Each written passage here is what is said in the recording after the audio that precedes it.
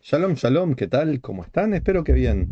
Ustedes saben que el miedo es uno de los factores que más contribuyen a sentirse mal en la humanidad. Es un elemento natural, lo produce el ego, tiene alguna función positiva, pero desgraciadamente bastante negativa. Entonces te voy a dar ahora algunas ideas para que puedas ir venciendo el miedo. Te voy a dar un enfoque inspirador desde el judaísmo y la psicología. Para algo estudié ambas cosas y he tenido bastante conocimiento del tema, teniendo siempre mucho más para aprender. El miedo es una emoción humana, universal, que puede afectar a todos en algún momento de nuestras vidas. Probablemente tengas algún miedo recurrente o te veas afectado por él. Si bien un poco de miedo podríamos decir que resulta útil para mantenernos alerta y salvo, que en realidad deberíamos hablar más de susto. El miedo excesivo o irracional puede convertirse en un obstáculo significativo en nuestras vidas. Ten en cuenta que el miedo es una fantasía de una impotencia futura. El miedo no está ahora, el miedo está en nuestra mente y ve hacia el futuro y nos hace drenar esa energía, que se vaya en esa fantasía, que tengamos ahora complicaciones por la falta de energía y todo lo que estamos dejando de hacer por esa fantasía. Entonces, hoy, desde la experiencia como maestro de espiritualidad y de judaísmo, con la experiencia en la psicología y otros estudios que he hecho, me gustaría explorar cómo podemos vencer, delimitar este miedo para integrar esa sabiduría milenaria del judaísmo con las herramientas de la psicología moderna. El rey David, en su libro de los Salmos, nos dejó varios de ellos que nos pueden servir. Por ejemplo, sería muy interesante que en tu vida pudieras hacer el Salmo 145. Y si quieres también, lo puedes complementar con el Salmo 34. 145 tres veces por día, de mañana, de tarde y de noche. Es importante hacer los salmos en el idioma que uno entienda, 145 y 34, en el idioma que uno entienda.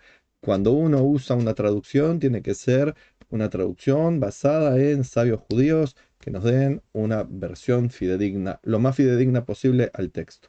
Por otra parte, es importante que este texto, si sabes hebreo, leerlo y lo entiendes, lo puedas decir en hebreo leyéndolo directamente de las letras hebreas. ¿Por qué? Porque las letras hebreas tienen una fuerza espiritual que inconscientemente provocan beneficios en tu vida cuando lo estás haciendo.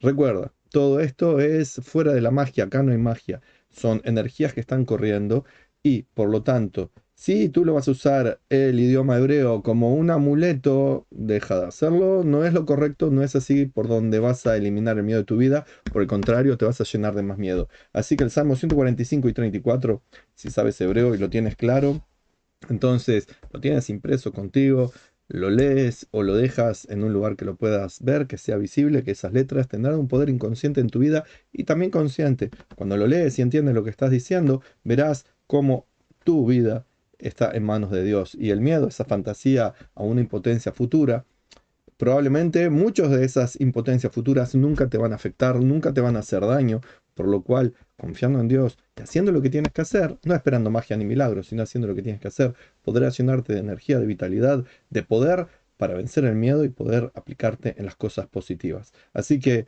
tenerlo en las letras en hebreo, y si no lo sabes, ten las letras en hebreo por ahí para que pueda servirte también. Vuelvo a decir, no es un amuleto, no es magia, es crear un efecto inconsciente en las energías que producen en tu vida. He escuchado de gente que propone hacer amuletos muy extraños que implican partes de animales o cintas de colores o cosas por el estilo. Los amuletos no tienen ningún sentido, son idolatría, son superstición. Por más que un señor con mucha barba y kipá te diga que uses un amuleto, no lo uses.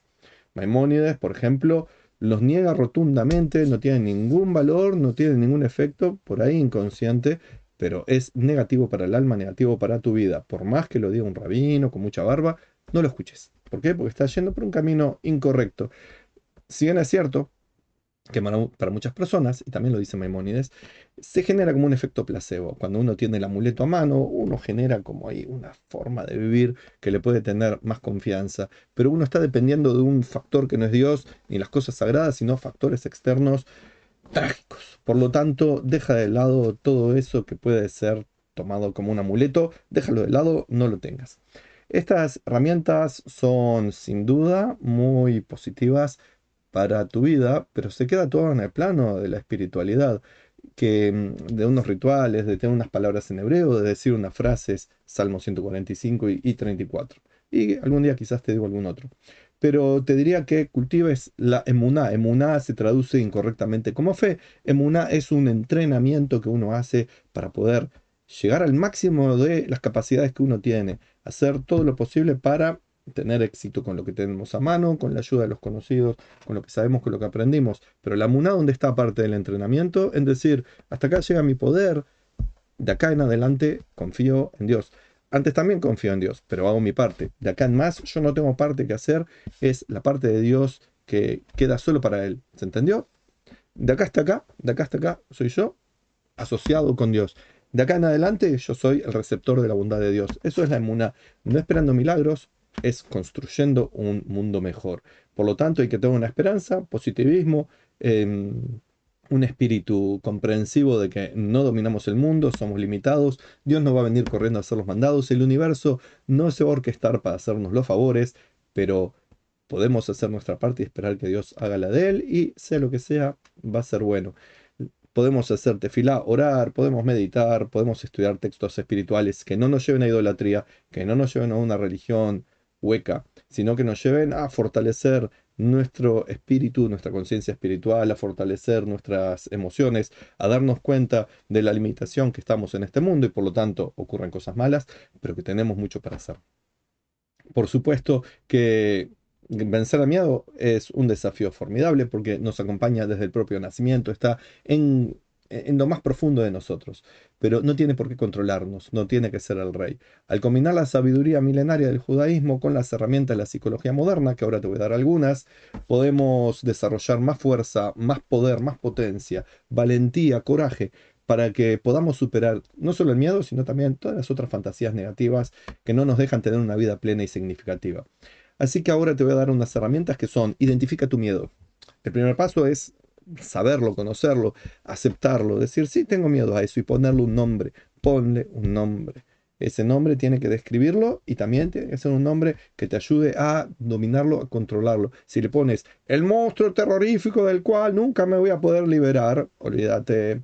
Tienes que ponerle un nombre como, por ejemplo, tengo miedo a socializar, tengo miedo a conocer nueva gente, tengo miedo a cualquier cosa que te dé miedo, le pones el nombre, lo identificas, lo delimitas, dejas que sea una fantasía que corre por tu mente, es una palabra, dos, tres, que está bien encasillada y te das cuenta lo que es. Luego tendrías que hacer lo posible para analizar y explorar las causas por las cuales ese miedo está en ti. A veces no las podrás descubrir porque puede ser un miedo muy antiguo, de la época en que ni siquiera estabas pensando porque eras un bebé que no pensaba de la manera que lo haces ahora. Pero si puedes analizar las raíces de ese miedo y qué está nutriendo aún hoy en día ese miedo, muchas veces podrás darte cuenta cuáles son las circunstancias, las experiencias pasadas de tu pasado, las inseguridades, qué te llevó a tener ese miedo, qué te dijeron, qué mandato te pusieron en tu cabeza, cómo te hicieron sentir que eras inapropiado, inadecuado, impotente, cómo puedes cortar con la nutrición de ese miedo, si está enraizado en tu pasado, en circunstancias, en ideas, en creencias, en experiencias. ¿Por qué si está en el pasado tú lo sigues alimentando con la energía actual y dejando de vivir cosas actuales por algo que está en el pasado y no tiene realidad? Es una fantasía. Por tanto, al identificar el miedo, ponerle nombre, circunscribirlo, limitarlo, al explorar las causas y encontrarlas y ver también por qué le estás todavía alimentando, tienes la capacidad de estar desarrollando estrategias para poder cortar con ese chorro de energía que estás regalando hacia el miedo y que te estás perjudicando de tener esa energía para ti. Entonces, puedes meditar, puedes usar técnicas de respiración, puedes usar también el pensamiento positivo, que si no lo usas como magia, tiene sentido. Y entonces dices, ok, ya sé que me está dando miedo, ya entiendo que es una fantasía, ya entiendo que se conecta con esto del pasado. Ahora hice todas unas técnicas de relajarme, de meditar, de charlar con el psicólogo. Y ahora me tengo que enfocar en el presente, vivir el aquí y ahora, en lugar de estar rumiando los complejos pasados, tener angustias por lo que pasó o tener ansiedad por lo que no vino, por lo que va a estar, por un futuro que no existe. En todo esto te pido que confíes, obviamente, que en Dios, en ti mismo y en el proceso de liberarte del miedo. La libertad no depende de otros, depende de ti.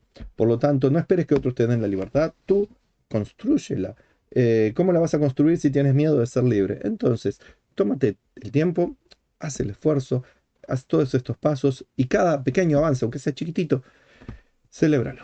Porque cada pasito es uno más cerca de estar libre de esta esclavitud y si tú no te atreves a dar ese pequeño pasito, nunca vas a llegar hasta el final del viaje. Lo dije y lo vuelvo a decir, busca ayuda profesional. No de curas, no de pastores, no de rabinos, no de amigos, no de chantas de internet que te llenan de superstición e idolatría, sino profesionales. Hay psicólogos, terapeutas calificados que estudiaron, que tienen experiencia, que están recibidos en universidades, que no usan religión, ni magia, ni supersticiones, ni amuletos, ni cosas por el estilo. Si vas a un psicólogo que está recibido, pero te llena de amuletos, supersticiones, magias, el pensamiento positivo torpe que te llena de incredulidad ante la potencia de Dios, pero te hace un adorador de magia, encuentra un verdadero profesional. Te deseo que la luz de la emuná, de la sabiduría y el coraje te guíen y que des el paso, ese paso que tienes que dar para salir de la zonita de confort, que no es confortable, sino que es dolorosa, es triste, es patética, no te permite tener una vida plena. Así que de mi parte te deseo shalom y bendiciones.